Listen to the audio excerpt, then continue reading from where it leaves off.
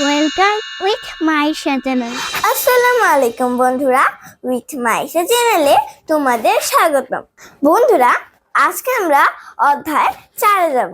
আমরা গত পূর্বে 3 অধ্যায় শেষ করেছি। বন্ধুরা, 4 অধ্যায় যাওয়ার পূর্বে আমাদের কিছু ভাগ সূত্র শিখতে হবে, কারণ আমরা যখন 4 অধ্যায় একদম শেষে বা কথার অঙ্কর দিকে যাব তখন কিন্তু আমাদের এই সূত্রগুলো প্রয়োজন হবে। বন্ধুরা, তোমরা 1 নম্বরের দিকে লক্ষ্য করো, এখানে বলেছে ভাগ হচ্ছে একই সংখ্যা বারবার বিয়োগ করা। যেমন 23 থেকে 20 বাদ দিলে থাকে 3। তো এটাকে সহজে করার জন্য কিন্তু আমরা ভাগ করি। এরপর নম্বর হলো 2। 2 বলেছে কি ভাগ বাম দিক থেকে শুরু করতে হয়, মানে ভাগ কখনো ডান দিক থেকে শুরু করতে হয় না, ভাগ সবসময় বাম দিক থেকে শুরু করতে হয়। বন্ধুরা, তোমরা 3 নম্বরটিতে লক্ষ্য করো, এখানে বলেছে ভাগ এবং গুণ হলো বিপরীত প্রক্রিয়া। বন্ধুরা, ভাগ এবং গুণ হলো বিপরীত প্রক্রিয়া, মানে ভাগের বিপরীত গুণ এবং যোগের বিপরীত বিয়োগ। বন্ধুরা, এই কথাটা কিন্তু আমি পূর্বের ক্লাসেও বুঝিয়েছি।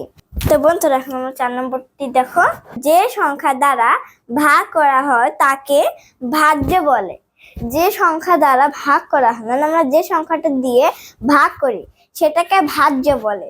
বন্ধুরা, তোমরা 5 নম্বরটি লক্ষ্য করো, যে সংখ্যাটিকে ভাগ করা হয় তাকে ভাজক বলে। যে সংখ্যাটিকে ভাগ করা হয় তাকে ভাজক বলে। 6, ভাগ করে যে ফল পাওয়া যায় তাকে ভাগফল বলে। ভাগ করার পর যে উত্তরটা হয় সেটাকে ভাগফল বলে। 7, ভাগ করার পর যদি অবশিষ্ট থাকে তাকে ভাগশেষ বলে।